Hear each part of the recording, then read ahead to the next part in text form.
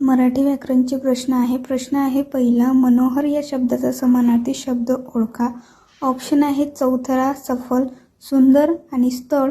तर मनोहर या शब्दाचा समानार्थी शब्द आहे सुंदर।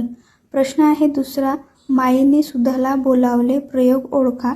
तर याचा प्रयोग आहे सकर्मक भावे प्रयोग। प्रश्न आहे तिसरा, शिराळ शेठ या शब्दाचा अर्थ कोणता? तर शिराळ शेठ या शब्दाचा अर्थ आहे चैनी माणूस। प्रश्न चौथा, प्रयोग ओळखायचा आहे, आज सारखे गडगडते। तर याचा प्रयोग आहे भाव कर्तरी संकर प्रयोग।